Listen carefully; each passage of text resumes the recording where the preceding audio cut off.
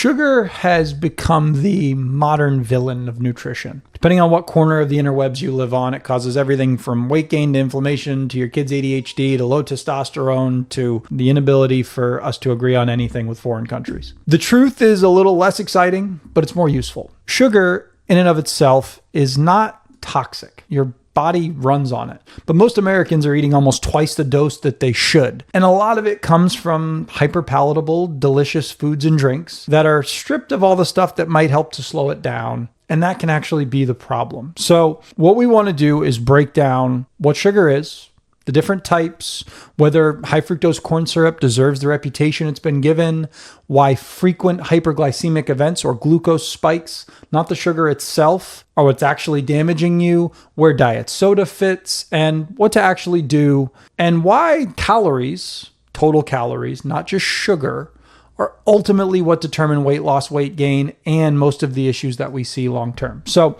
let's get into it. Sugar is quite simply a carbohydrate.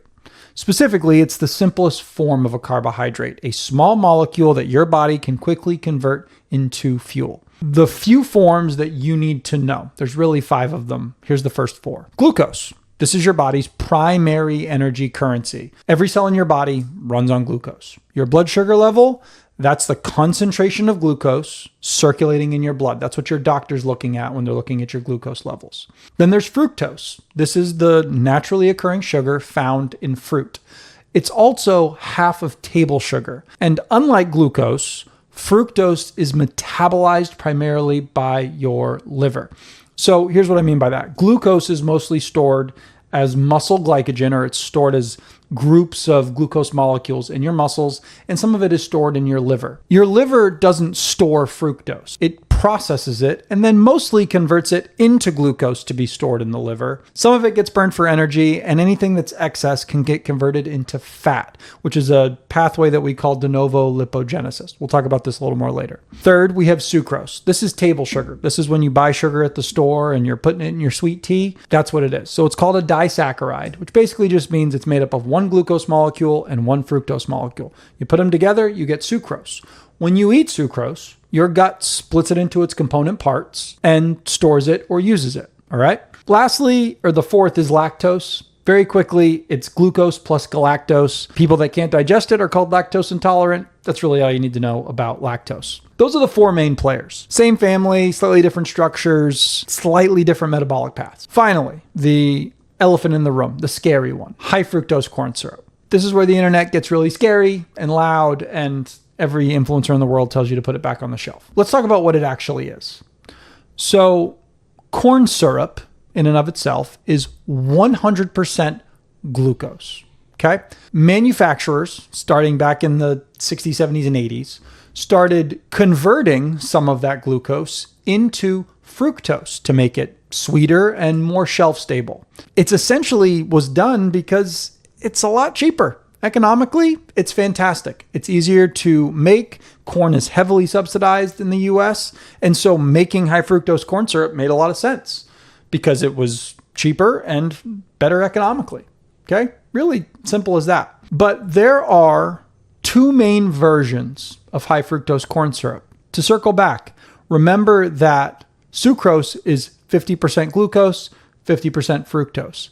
High fructose corn syrup comes in 2 flavors. One's called high fructose corn syrup 42, and this is basically 42% fructose, mostly in baked goods. The one that most of us are probably getting is 55, and this is 55% fructose and 45% glucose. So of that 100% glucose corn syrup, 55% of it is converted into fructose. Okay, so the real difference between sucrose and high fructose corn syrup is like 5 percentage points of fructose. Hopefully that's not too confusing. The real key is then, is there a difference between how sucrose and high fructose corn syrup interact with the body? The answer is no. We've got multiple meta-analyses on this. We've looked at, there was a big 2022 systematic review looking at 800 people. When you compare high fructose corn syrup and sucrose, calories are matched. Important. Body weight, insulin sensitivity, cholesterol, blood pressure, there's no difference between them. Maybe, just maybe, there's a small inflammation bump with high fructose corn syrup, but it's kind of within the noise of a normal study. So the high fructose corn syrup is uniquely poisonous narrative just isn't really backed by science. But that doesn't make high fructose corn syrup fine. The problem is what it enables. It's incredibly cheap to produce. It's water soluble, so it goes into liquids easily. And it's a little bit sweeter in liquid form than sucrose is. So it's in nearly everything on the shelf: soda, salad dressing, bread, yogurt, granola bars, barbecue sauces. And that's kind of where the real issue can be. It's not necessarily the molecule. It's the volume of it that you are consuming. Now, fructose probably deserves its own little bit of a moment here because people get a little bit nutty about this. Glucose can be used by every cell in your body, but fructose gets shuttled almost exclusively to your liver, like we talked about earlier. At normal doses, like eating an apple or two, your liver handles it perfectly fine. No problem. Fruit is fine. Any really amount of fruit is fine. Nobody has become morbidly obese by eating fruit. Okay? The issue is chronically high doses. Aha, that overconsumption thing again. If you're drinking a few large fountain Cokes every day for years, it's overconsumption. Your liver is going to start consuming some of that excess fructose into fat through that process we talked about earlier called de novo lipogenesis. Okay? That's going to contribute to fatty liver disease and elevated triglycerides and insulin resistance, type 2 diabetes. It's an overconsumption problem. If you don't need to use it and your body doesn't have anything to do with it, it stores it, it gets converted, becomes a problem. Here's the important thing when it comes to fruit. Whole fruit has fiber. That fiber dramatically slows the rate at which fructose hits your liver. An apple gives you maybe 10 grams of sugar and 4 grams of fiber, plus water, plus micronutrients, and your body handles it all beautifully and it loves it. But the 20-ounce Coke with 50 to 70 grams of sugar has no fiber, no water beyond what's already in the drink, and there's no brakes. There's no fiber to stop or slow some of that absorption. It's the same molecule, but they're just very different physiological impacts. And here's where that comes from. We talked about hyperglycemic events, those repeated glucose spikes. That's where we get into real trouble. So every time you eat something, your blood sugar rises. That's normal. Insulin comes in, grabs glucose, and it pulls it in, or it helps pull it into your cells, kind of opens the key to your cells. Glucose goes in, blood sugar comes back down. Simple, beautiful, healthy. The problem is what happens when you spike hard or have elevated spikes repeatedly, day after day, year after year. A big glucose spike, the one that you would get from soda, candy bar, pasta that's just got no protein with it, it triggers what we call endothelial dysfunction. In simple terms, it damages the inner linings of your blood vessels. And this lasts for hours after just a single spike, especially depending on how high it was. So what is chronic spiking? What's the level? Roughly speaking, it's 140 to 150 milligrams per deciliter, which is what's going to drive insulin resistance, oxidative stress, and low-grade inflammation. Okay? So when you eat something, your glucose spikes. As long as it stays roughly in that normal range, it's okay. It's when you start going above 140 to 150 over and over and over, that's when damage can start to happen. And that's what builds the foundation for type 2 diabetes, heart disease, fatty liver, and absolutely cognitive decline. So here is the practical version. It's not about sugar being toxic. It's about frequent, intense spikes with no breaks. That's what fiber does. That's what protein does. That's what fat helps do. They slow the absorption and they flatten that spike. That's why an apple doesn't spike you like a Mountain Dew does. It's the same sugar, but it's a different curve and obviously a different volume. That's what most guys really need to hear. Don't avoid sugar. Avoid that constant spiking pattern. Let's talk about numbers of sugar real quick. The American Heart Association recommends men limit added sugar to about 36 grams a day. It's about 9 teaspoons. For women, it's 25 grams or 6 teaspoons roughly. Now, note that I said added sugar. That is sugar added during processing or preparation, not sugar that's naturally present in fruit, milk, whole foods. The AHA does not limit or restrict fruit. So if you're looking on the back of a label, you're looking at the added sugar number. And that's what you're trying to keep under control. In reality, the average American's consuming like 68 grams of added sugar per day, about double the recommendation. And for most men, that's coming from 3 main places. 1, sugary drinks. Sodas, sports drinks, sweetened coffee, energy drinks, juice, nearly half of the added sugar in the American diet. 2, snacks and sweets, candy, cookies, ice cream, those delicious pastries from Publix. All of those have a ton of added sugar. Finally, there's your kind of sneaky sources. Sauces, those delicious barbecue sauces, flavored yogurts, granola bars, cereal, ketchups, and your favorite dressing that you put on a salad. That's why salads aren't always the best option for you. That last category is where most men are kind of losing the game and they really just don't realize it. Here's the playbook that you should try and follow. First things first, just cut out liquid sugar.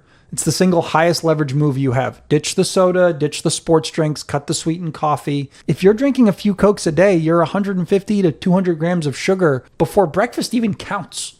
Water, coffee, tea, sparkling water, that's kind of your base. Number 2, diet soda. Ooh, talk about a buzzword. Let me say this out loud. Diet soda gets lumped in with regular soda in a lot of men's health content, and the science just doesn't back it up. Aspartame, the sweetener in Diet Coke, has been studied for half a century, and the FDA has reaffirmed its safety in 2023. So did the WHO and the European Food Safety Authority. The acceptable daily intake is like 50 milligrams per kilo of body weight. To put that in perspective, a 165-pound adult would need to drink like 20 cans of diet soda every single day for there to maybe be an issue. That's just not a real world thing for any guy that I know. If you're drinking 3 Cokes a day and you swap it with 3 Diet Cokes, massive win. Same taste, 0 sugar, 0 calories, 0 glucose spike. Diet soda is one of the best transition tools we have for men who are trying to get off sugar and trying to lose weight. Just use it. Third, eat a ton of fruit. Fruit's a whole food with fiber, water, micronutrients. There's no restriction on it. You shouldn't have one either. Eat plenty of fruit. 4, read the label on things that don't taste sweet. Marinara, bread, yogurt, protein bars. If the added sugar is more than a few grams per serving, it's probably worth finding a better option because you're just getting a ton of extra calorie for no benefit. 5, around your training, some sugar is actually pretty useful. We need glucose during hard training. Notice I said hard, not just your walks and basic stuff. Hard training, lifting weights, hard conditioning. Having fast absorbing carbs is going to help you perform and recover better. So just remember that. 6, important. Don't demonize dessert. A slice of birthday cake, those delicious Heath Bar cookies from Publix. I keep mentioning all the things I love. They're not making you soft. 6 sodas a day or repeated cookies every day for years is going to be what gets you in trouble. Overeating is what's going to get you in trouble. The occasional treat is not a moral failing. Here's the honest bottom line. Weight gain, the thing most guys are really worried about, comes from eating more calories than you burn. Sugar isn't uniquely fattening. It doesn't have some special metabolic voodoo that adds pounds beyond its calorie count.